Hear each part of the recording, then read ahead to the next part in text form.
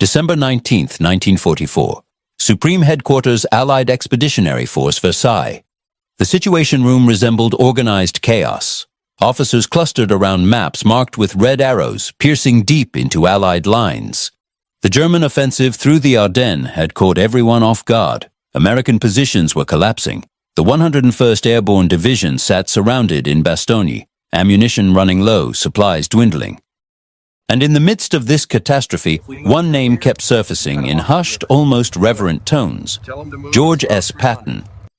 Winston Churchill received the initial reports in London with his characteristic stoicism, cigar clamped between his teeth, eyes scanning the dispatches from France. The Germans had achieved complete surprise. Von Rundstedt's armies had exploded through weakly held American positions, creating a bulge 50 miles deep and 70 miles wide. Weather conditions prevented air support. Fog blanketed the battlefield. Snow and ice made movement treacherous. The Americans were reeling. Then came the telephone call that would define one of World War II's most extraordinary moments. Eisenhower's voice crackled through the transatlantic line. "Prime Minister, I need to inform you of a tactical adjustment. General Patton is turning Third Army 90 degrees north. He estimates he can reach Bastogne within 72 hours. Churchill's response, according to his personal secretary, John Colville, was immediate and emphatic. "Tell me that's a mistake. Tell me you meant 72 days, not hours." But it wasn't a mistake, and what followed would shatter every assumption about what large-scale military forces could accomplish in winter warfare. Subscribe now so you never miss stories like this. You won't find them anywhere else. And drop a comment below. What fascinates you most about Patton's impossible maneuver, or simply tell us where you're watching from today. To understand the magnitude of what Churchill heard that December morning, you need to grasp the military impossibility being proposed. Patton commanded the U.S. Third Army, roughly 250,000 men, 133,000 vehicles, and over 100,000 tons of equipment spread across a front stretching from the Saar region to Luxembourg. These forces weren't idling in reserve. They were actively engaged in offensive operations, attacking German positions along the Siegfried Line. What Eisenhower was describing wasn't a simple redeployment. This was asking Patton to disengage from active combat, physically rotate one of the largest mechanized armies in history through a perfect 90-degree turn in the middle of winter, traverse ice-covered roads through a 70-mile corridor, and arrive ready to immediately attack a numerically superior German force that had just achieved one of the war's most stunning tactical victories. The staff estimates were unanimous: impossible. British Field Marshal Bernard Montgomery's operations officer calculated minimum time for such a maneuver at 3 weeks, assuming perfect conditions. The American First Army staff suggested 2 weeks as wildly optimistic. Soviet advisors, when consulted, simply laughed. Their experience suggested anything less than a month was fantasy. Patton had offered 72 hours. December 19th, 800 hours. Third Army Headquarters, Nancy, France. The conference room fell silent when Patton walked in. His Chief of Staff, Major General Hobart Gay, had assembled the principal commanders: Major General John Milliken of 3rd Corps, Major General Manton Eddy of 12th Corps, Major General Walton Walker of Rijkskorps. Maps covered every available surface. The logistics officer, Colonel Walter Muller, looked like he hadn't slept in 2 days, because he hadn't. Patton didn't waste time with pleasantries. "Gentlemen, we're going to relieve Bastogne. 3 Corps will lead, 4th Armored Division spearheading. We attack in 48 hours. The room erupted. Not with objections, you didn't object to Patton, but with questions cascading over each other. How do we disengage from current operations? What about fuel supplies, vehicle maintenance? The road network can't handle this volume. The weather, the goddamn weather." Patton raised one hand. Silence returned instantly. "Colonel Mueller, fuel status." Mueller consulted his notes, hands visibly shaking. "Sir, current reserves give us approximately 400,000 gallons. That's nowhere near sufficient for this movement. We'd need at minimum 1.2 million gallons for the initial push alone." "Get it." "Sir, the supply lines—" "I didn't ask about problems, Colonel. I asked you to get it. Next." This was vintage Patton. His biographer Martin Blumenson would later write, Patton didn't recognize logistical impossibilities. He recognized logistical challenges that required aggressive solutions. The difference wasn't semantic, it was operational philosophy. Third Army's operations officer, Colonel Halley Maddox, stepped forward. General, the road network. We've mapped 3 primary routes north. Total capacity based on standard doctrine is approximately 20,000 vehicles per 24-hour period. We need to move more than 6 times that number. Patton studied the map.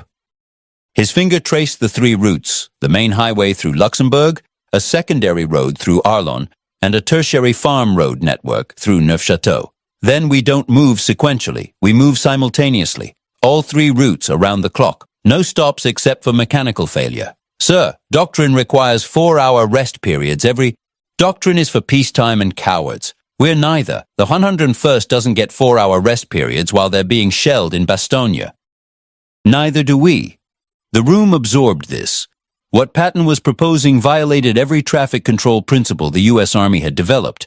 You couldn't run 3 separate columns continuously through a restricted road network in winter without creating catastrophic traffic jams.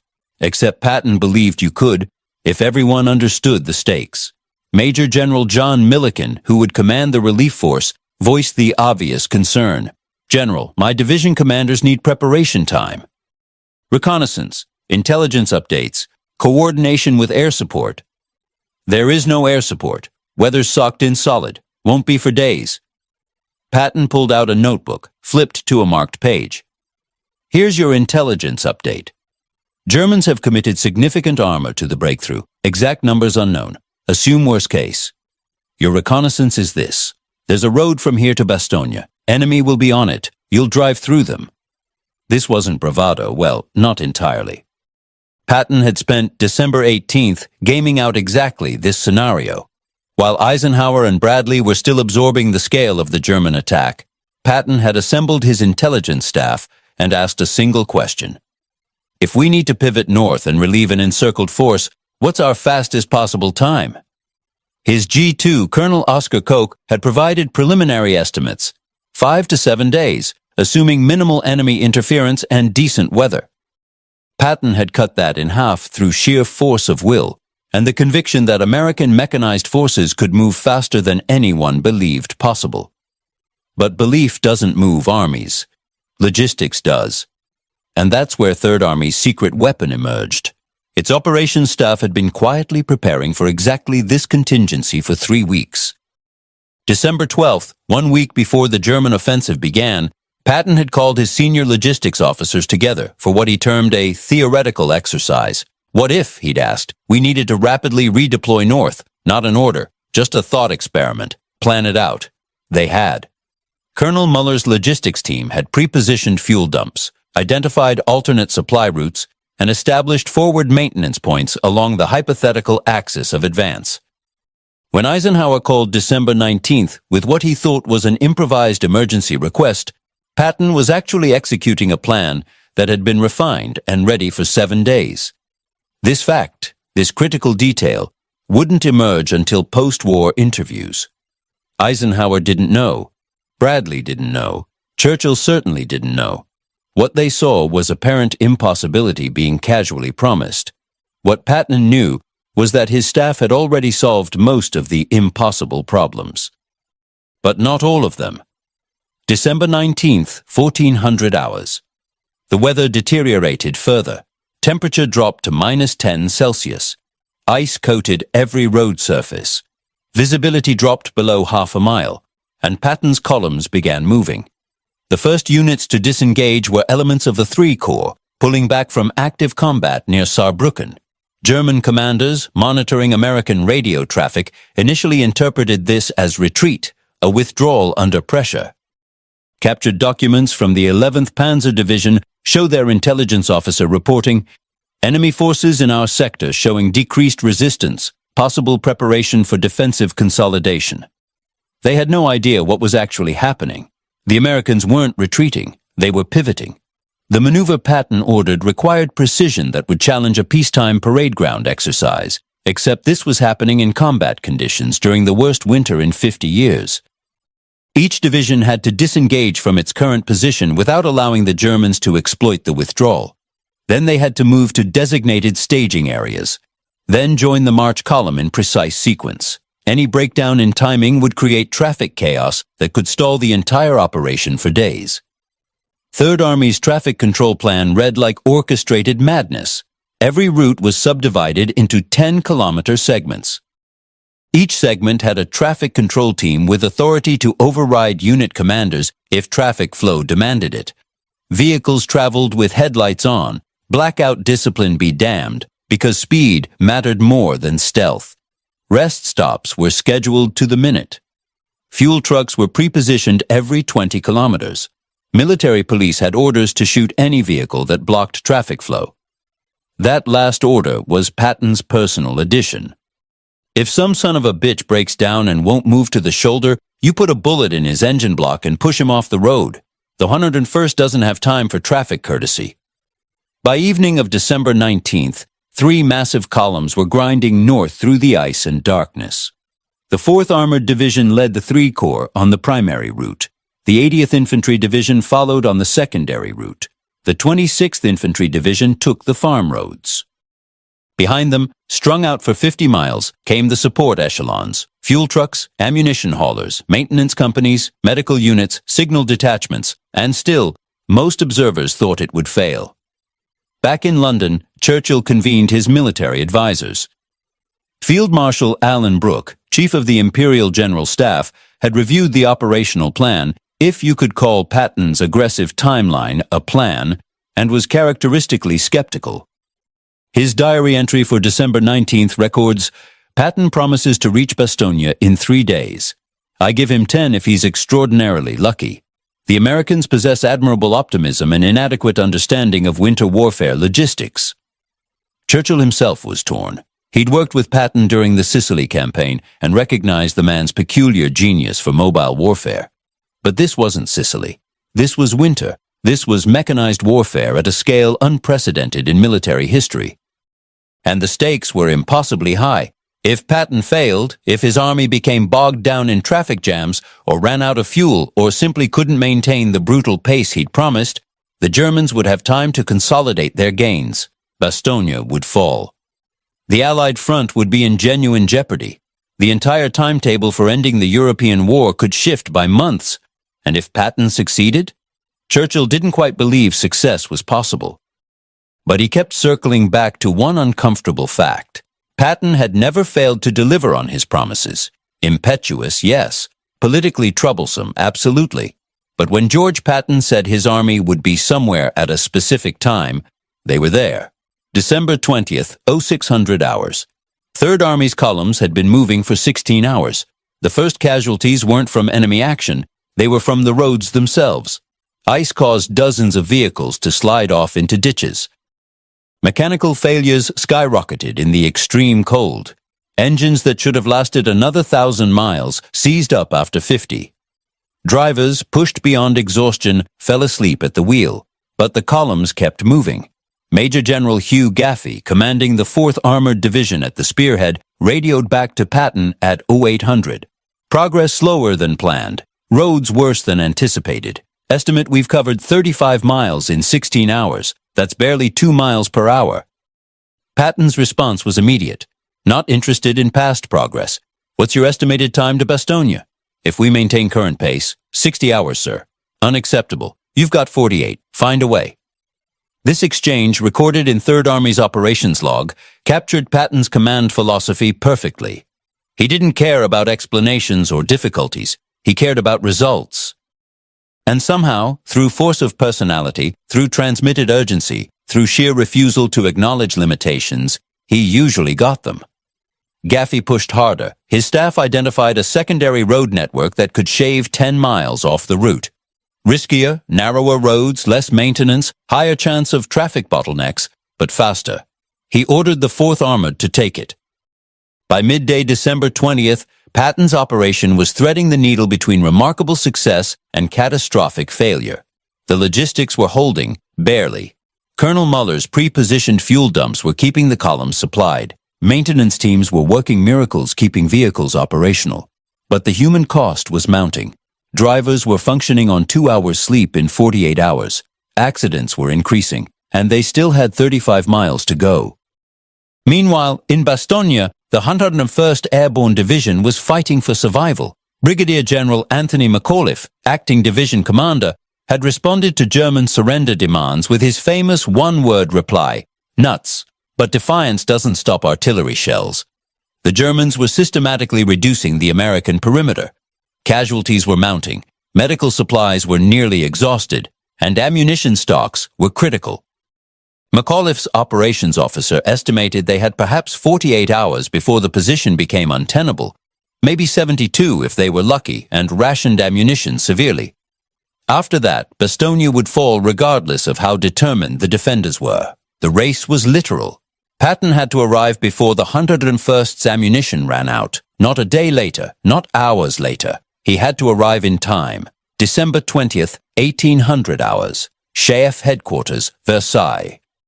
Eisenhower was receiving hourly updates on Patton's progress. The reports were simultaneously encouraging and worrying. Encouraging because Third Army was maintaining its schedule despite horrific conditions. Worrying because that schedule was so aggressive that any significant delay would cascade into mission failure. Omar Bradley, commander of the 12th Army Group and technically Patton's superior, was more openly nervous. His post-war memoir recorded his thoughts. George was attempting something I wouldn't have ordered any other commander to try. The risk of failure and the catastrophic consequences that failure would bring kept me awake nights. But George thrived on risk. He computed odds differently than any other general I knew. The German High Command was still processing what was happening. Von Rundstedt, the overall German commander, had received reports of American movement north but hadn't grasped the scale or speed. His intelligence staff believed the Americans were repositioning perhaps one corps, maybe 50,000 men, as reinforcements for the beleaguered First Army. They had no concept that Patton was throwing his entire Third Army into the battle. General Hasso von Manteuffel, commanding the 5th Panzer Army attacking Bastogne, was closer to the truth. Intercepted American radio traffic suggested something larger than a corps-level movement, but even Manteuffel underestimated. His intelligence officer estimated American reinforcements might arrive in 4 to 5 days. That gave him time to reduce Bastogne and consolidate positions. He would be proven catastrophically wrong. December 21st, 0200 hours. Patton's lead elements were 48 hours into the movement and approaching the Ardennes proper. They'd covered an astounding 60 miles, in ice, in darkness, through road networks designed for farm traffic, not armored divisions. The 4th Armored Division was 25 miles from Bastogne, still out of contact with the surrounded garrison, still facing unknown German strength between their position and their objective. But they were coming. Against all projections, against military doctrine, against the very basics of what large mechanized forces should be able to accomplish in winter, they were coming. Patton himself was everywhere. He'd slept perhaps 6 hours in the last 72. His staff found him at 0400 December 21st in a forward command post, personally reviewing traffic control reports, cross-referencing fuel consumption data, examining weather forecasts. His aide, Lieutenant Colonel Charles Codman, later wrote, "The general seemed energized by the crisis. Where other men would have been ground down by the pressure, he appeared to draw strength from it. At 600, Patton radioed Gaffey. 24 hours, that's what you have. 24 hours to crack through to Bastogne, or we'll have come all this way for nothing." The final push was beginning. December 22nd marked the crisis point. The 4th Armored Division made contact with German forces at 800 hours, approximately 15 miles southwest of Bastogne. These weren't the demoralized rear echelon troops Patton had hoped for. These were elements of the 5th Fallschirmjäger Division, elite German paratroopers who'd been shifted to block exactly this approach. The first engagement was brutal. American Shermans against German Mark IVs and concealed anti-tank guns in prepared positions. The 4th Armored's lead battalion lost 6 tanks in the first hour. Progress slowed to a crawl. By noon, they'd advanced less than 2 miles against fierce resistance. This was the nightmare scenario. Bogged down in frontal combat against entrenched defenders, consuming ammunition and fuel at unsustainable rates, casualties mounting. Everything Patton had gambled on, speed, momentum, shock, was evaporating in the grinding arithmetic of attritional warfare. Gaffey called Patton at 1400. "Sir, we're stuck. Need to pause, consolidate, bring up artillery support for a proper assault." Patton's response was vintage aggressive. "There is no pause. Find their flank and break it. You have 8 hours until dark. Use them." What happened next demonstrated why Patton's tactical instincts bordered on supernatural.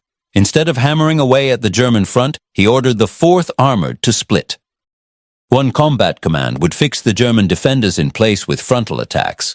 The other would swing wide to the west, using farm roads and trails that barely appeared on maps, and try to find the German flank. It was doctrinally questionable. You don't divide your force in the face of the enemy. But Patton wasn't interested in doctrine. He was interested in Bastogne. The flanking maneuver worked. By 1800 hours, Combat Command B had found a gap between German defensive positions. Not a big gap, perhaps 1,000 yards, but enough. Shermans poured through, turning the German flank, threatening their rear areas. The Fallschirmjäger, facing encirclement themselves, began to withdraw. By 2000 hours, the 4th Armored had punched through the German defensive line. Bastogne was now less than 5 miles away. But those 5 miles were contested every yard by desperate German forces who understood that losing Bastogne meant losing the entire offensive. And darkness was falling. December 22nd, 2100 hours. Inside Bastogne's shrinking perimeter, the 101st Airborne could hear the fighting to the south. Close enough that artillery impacts were visible as orange flashes against the night sky. Close enough that they knew relief was tantalizingly near. But they also knew night fighting in winter was chaos. Units lost contact, friendly fire incidents multiplied, advances that seemed possible in daylight became suicidal in darkness. McAuliffe issued orders for his men to conserve ammunition, hold fire unless targets were certain. Every round mattered. They might need to hold until dawn. Patton had different ideas. At 2200 hours, he ordered the 4th Armored to continue the attack through the night. "Bastogne doesn't have until morning," he told Gaffey. "Neither do we. Keep pushing." What followed was one of the most confused, chaotic, and ultimately successful night advances of World War II. Sherman tanks grinding forward with buttoned hatches, firing at muzzle flashes, navigating by compass bearing and prayer. Infantry squads clinging to tank hulls, dismounting to clear suspected strongpoints, climbing back aboard and pushing forward. German forces firing at anything that moved, sometimes hitting each other in the confusion. The 4th Armored lost another 11 tanks that night. Casualties mounted. Entire platoons lost contact with their parent companies. The offensive should have stalled in chaos and fratricide. It didn't. December 26th, 1645 hours. First Lieutenant Charles P. Bogus, commanding a platoon of 3 Sherman tanks from the 37th Tank Battalion, 4th Armored Division, spotted American positions ahead. Foxholes, defensive wire, soldiers in American uniforms, weapons pointed at his approaching tanks. Bogus stood in his turret, waving. "We're the 4th Armored, from 3rd Army." The response came back, hoarse and disbelieving. "You're goddamn right you are." Contact. After 72 hours of continuous movement and 48 hours of sustained combat, Patton's 3rd Army had reached Bastogne. Not in the 5 to 7 days his staff estimated. Not in the 2 weeks Bradley thought possible. Not in the 3 weeks Montgomery's planners calculated. 72 hours, exactly as Patton had promised. The immediate relief was limited. Just 1 company of tanks and a handful of support vehicles had broken through initially, but the corridor was open. By midnight, December 26th, a steady stream of trucks was moving into Bastogne carrying ammunition, medical supplies, and reinforcements. The siege was broken. McAuliffe's message to the relieving forces was characteristically understated. "Gee, I am mighty glad to see you." But his operations officer's diary entry was more revealing. "None of us believed they'd actually make it. We'd resigned ourselves to fighting to the last round. Then they appeared like something out of mythology. Exhausted, battered, but here, Patton had done the impossible." The German reaction was stunned disbelief. Von Mantefel's war diary for December 26th recorded, American relief force has reached Bastogne. Speed of enemy movement defies explanation. Our intelligence estimates were catastrophically wrong. The enemy demonstrated mobility and operational tempo we did not believe mechanized forces could achieve in winter conditions. Hitler's response, relayed through his headquarters staff, was volcanic rage. He'd built his entire Ardennes offensive around the premise that the Americans couldn't rapidly redeploy, that their mechanized forces, while strong, lacked the operational flexibility to respond to sudden threats. Patton had just shattered that assumption so thoroughly that the entire strategic logic of the offensive collapsed. But the story doesn't end with the relief of Bastogne. That was just the beginning of Third Army's role in what became known as the Battle of the Bulge. Over the following weeks, Patton's forces continued pushing north, squeezing the German salient, recapturing lost ground, and ultimately eliminating the Bulge entirely. The human cost was staggering. Third Army suffered approximately 15,000 casualties during the relief operation and subsequent fighting. The 4th Armored Division alone lost 158 tanks. Thousands more soldiers suffered from frostbite and exhaustion-related injuries. The logistics miracle that sustained the rapid movement created its own casualties. Drivers who fell asleep and died in crashes, maintenance personnel who suffered severe injuries from working in extreme cold without proper breaks, even cases of soldiers literally freezing to death at their posts. Churchill learned of Bastogne's relief on December 27th. His private secretary recorded the Prime Minister's response. "I told Eisenhower it was a mistake, that Patton meant days, not hours. I was the one who was mistaken. The Americans have accomplished something I thought impossible. Patton has altered my understanding of what rapid mechanized warfare can achieve." Publicly, Churchill was effusive in his praise. His December 28th message to Roosevelt specifically mentioned Patton's achievement. The relief of Bastogne stands as testament to American military prowess and the leadership of General Patton. What seemed impossible has been made real through determination, skill, and courage. Privately, Churchill's reaction was more complex. His diary entries reveal both admiration and concern. Admiration for the operational feat. Concern because Patton's success suggested the Americans possessed capabilities the British hadn't fully appreciated. The balance of military power within the alliance was shifting, and Patton's 72-hour miracle was proof. Reflection. What they said after the guns fell silent. Post-war assessments of Patton's relief of Bastogne evolved from initial shock to recognition that December 1944 represented a watershed in military operations. General Dwight Eisenhower, writing in his 1948 memoir, Crusade in Europe, reflected, "Patton's movement to Bastogne was one of the most brilliant performances by any commander on either side in World War II. The speed and efficiency of the operation demonstrated that American mobile forces had reached a level of proficiency that surpassed even our own expectations. German commanders, interrogated after the war, were unanimous in their surprise and respect.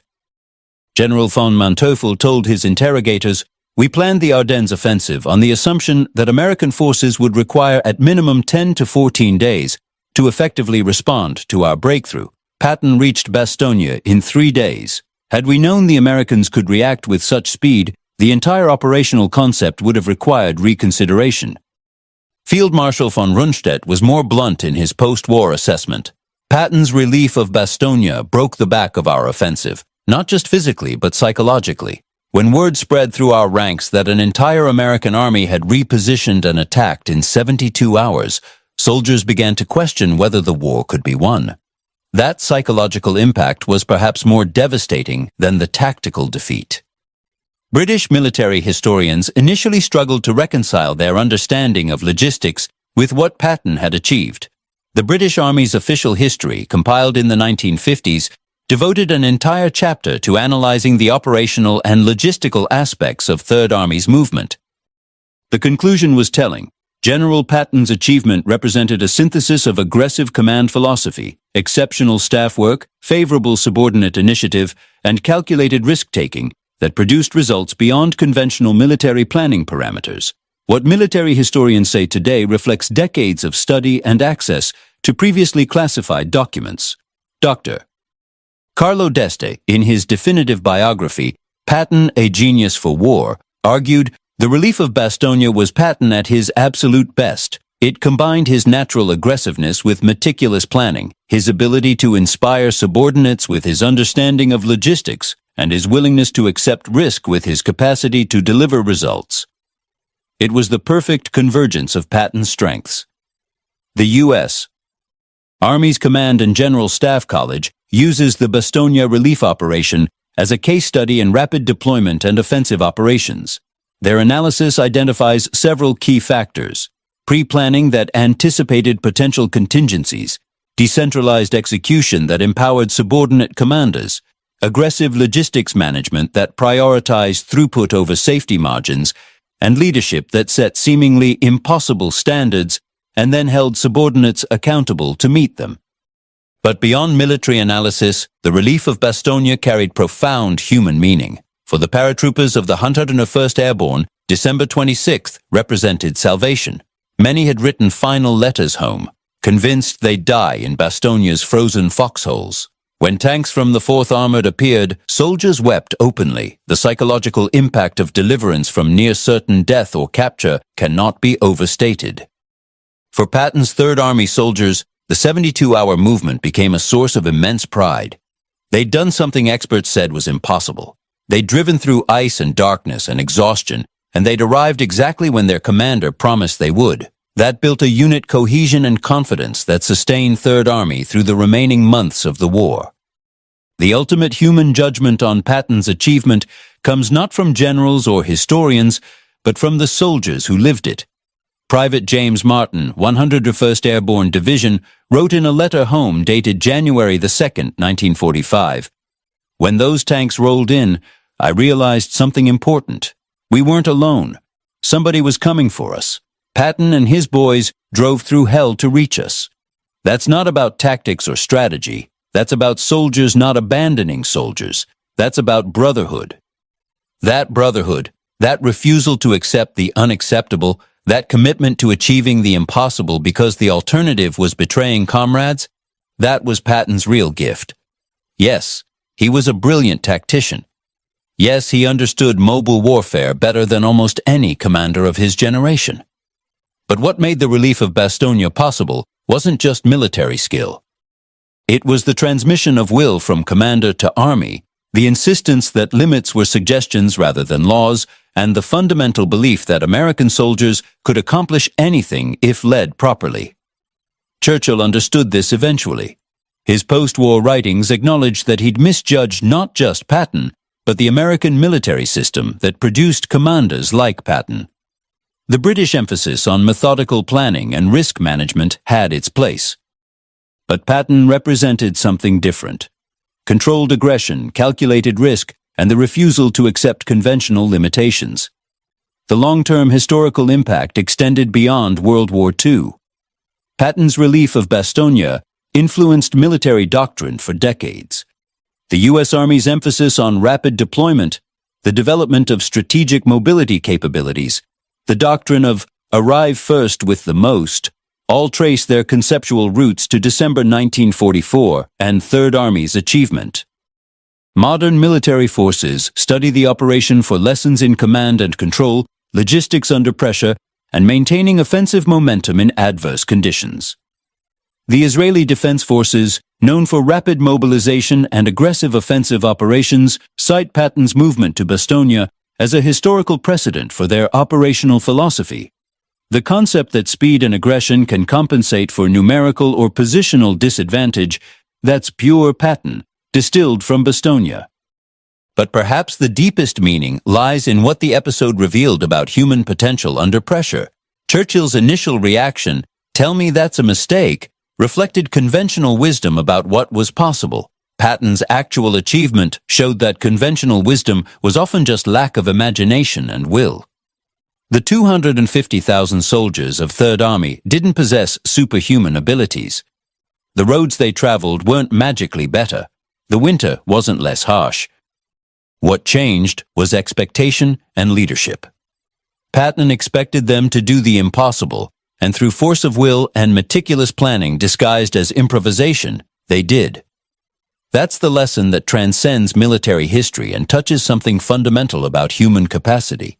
We accept limits as fixed when they're often flexible. We internalize can't when the real answer is hasn't been done yet. Patton didn't invent new military capabilities. He simply refused to accept that existing capabilities had the limitations everyone assumed. When Churchill said, "Tell me that's a mistake," he was expressing the reasonable skepticism of a man who'd spent decades studying warfare. When Patton delivered exactly what he'd promised, he was demonstrating that reasonable skepticism sometimes just means limited imagination. The soldiers of Third Army didn't accomplish the impossible.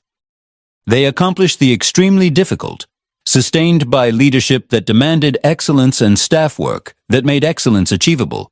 But from the outside, to observers who didn't know about the 3 weeks of contingency planning, or the prepositioned fuel dumps, or the traffic control plans refined through multiple iterations, it looked like magic. Military miracles are usually just extremely competent execution dressed up in dramatic circumstances. Make sure you're subscribed so you never miss stories of incredible courage and achievement like this one. Hit that like button if Patton's impossible march inspired you, and turn on notifications so you're first to know when we post new content. Share this video with anyone who loves military history. These stories deserve to be remembered. And always remember, sometimes the impossible is just something nobody's tried yet. Until next time, keep history alive.